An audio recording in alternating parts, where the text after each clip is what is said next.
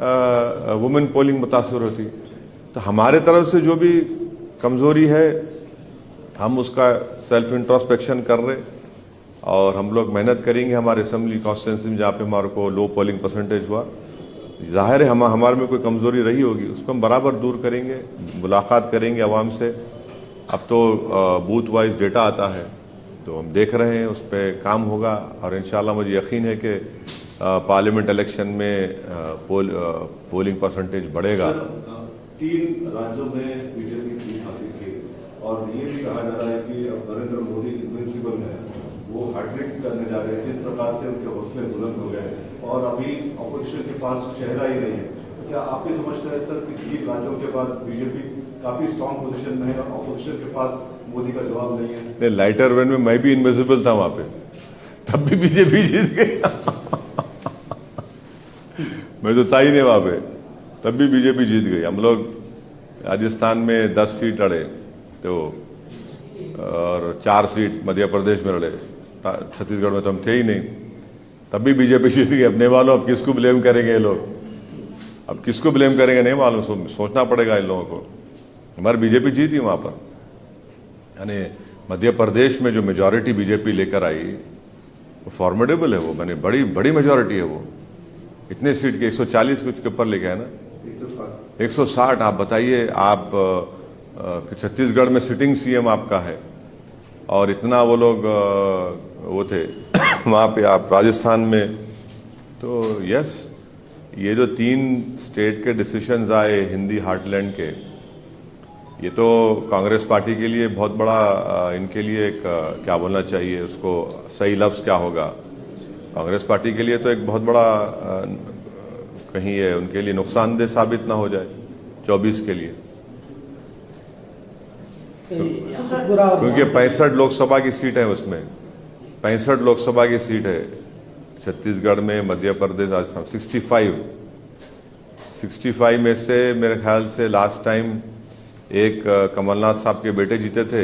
राजस्थान तो complete wipe out था और छत्तीसगढ़ में शायद 1 या 2 जीते थे। मैंने बीजेपी 63 सीट जीती थी वहां पे लास्ट टाइम।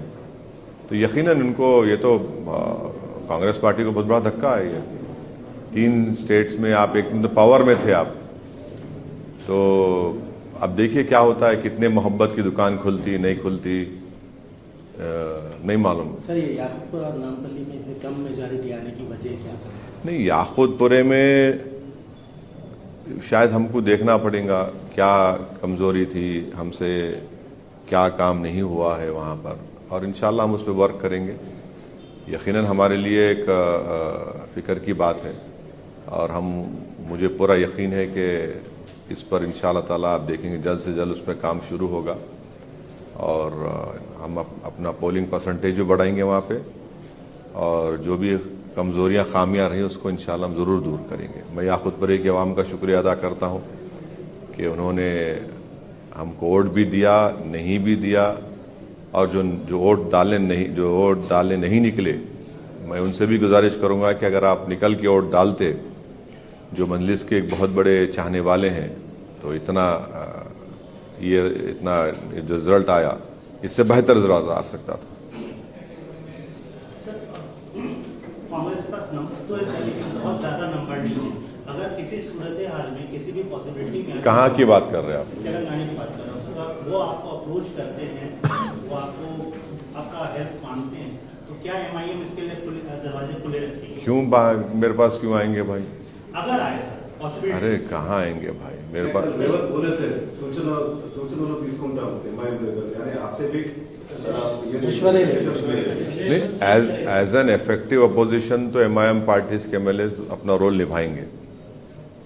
हम भी चाहेंगे कि तेलंगाना में अमन रहे, प्रोग्रेस रहे, प्रॉस्पेरिटी रहे, यहाँ पर किसी किस्म की तकलीफ ना हो किसी को भी, सेक्शन ऑफ सोसाइटी को। ये तो हमारा हमेशा का ताउन रहा है, ताउन रहेगा। अब आपका स्पेसिफिक सवाल का जवाब मेरे पास नहीं है, क्या होगा नहीं मालूम मेरे को, मगर हम तो अपनी लड़ाई लड़ते आए।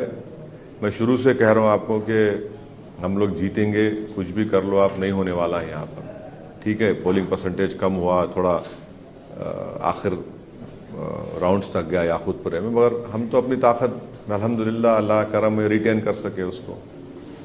Whom you think, though they are Congress leaders, दोनों कांग्रेस के लीडर, कौन लगता है आपको बेहतर सीएम कैंडिडेट हो सकता है आपकी नजर में, आपके एक्सपीरियंस के अंदाज में? दो लोगों का नाम चर्चा में है, रेवंत या भट्टी, ललित चेहरा या रेड्डी चेहरा। नहीं, मेरे को लगता है कि अकबरुद्दीन ओवैसी, अहमद वलाला, माजिद हुसैन, ये बहुत काबिल हैं ये लोग। आप क्यों अंडर एस्टिमेट कर रहे हैं? नहीं, अगर लॉटरी उठ रही तो फिर इनका नाम क्यों नहीं उठना चाहिए? नहीं, ये क्या बात है? नहीं, ये क्या, अरे देखिए, ये उनकी पार्टी का फैसला है भाई, मैं क्या करूंगा उसमें?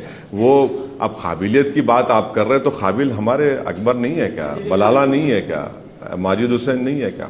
भाई 3 साल का मेयर, 2 मरतबा कॉरपोरेटर, जुल्फ़िकार मेयर थे।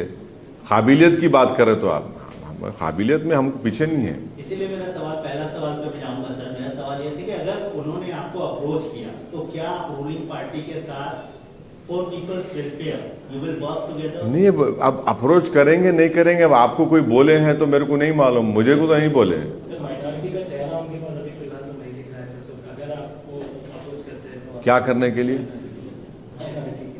आपको दिख रहा है माइनॉरिटी का चेहरा हूं मैं इंडिया का चेहरा हूं, मैं भारत हूं। आप गैर जरूरी मेरे खानों में बांट रहे हैं हम लोग, हमारे को आप मत बांटिए खानों में।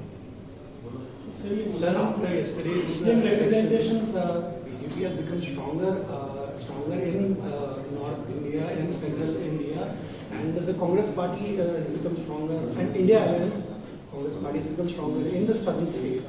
So, in the coming elections, will it be a North versus South battle in the Parliament? No. Don't ever do that. This is what BJP wants. And it is wrong to say that Congress is strong in South. You see, there is only 2% vote difference in Telangana. And in Karnataka, we don't know what will be the result when parliament elections take place. Thirdly, in Tamil Nadu, it is the AIADMK and the DMK who are in power, not Congress party. In Kerala, it is the UDF and the LDF over there. So I don't think so that is the right comparison to make. And then this is North and South. Yes, BJP has won 3 elections in the Hindi heartland, and these are big victories for BJP. Defeating a Congress party in Chhattisgarh and retaining Madhya Pradesh state. And of course Rajasthan, they have every 5 years the government changes. It is a challenge for all of us come 2024, and it is a bigger challenge for the parties who are there in that IND alliance.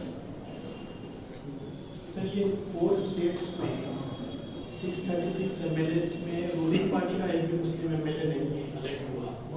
Muslim representation ruling party से मुराद कौन? BJP और कांग्रेस। कोई भी मुस्लिम MLA elect नहीं हुआ है। नहीं, मध्य प्रदेश में आरिफ मसूद हुए ना?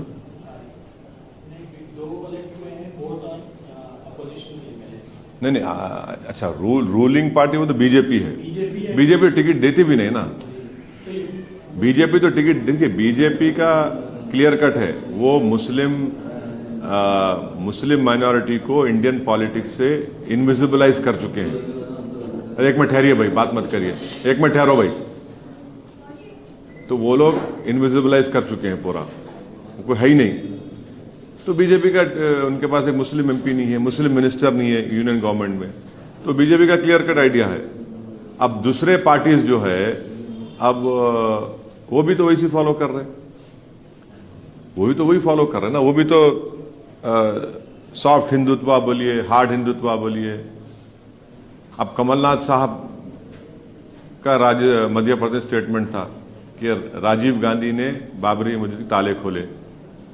अब आपके ही घर को लॉक पड़ गया, मध्य प्रदेश में आपके ही घर को लॉक पड़ गया। अब इनको सोचना चाहिए। ये छत्तीसगढ़ में आप बड़े बड़े धर्म संसद कराए, आप कराइए बाप।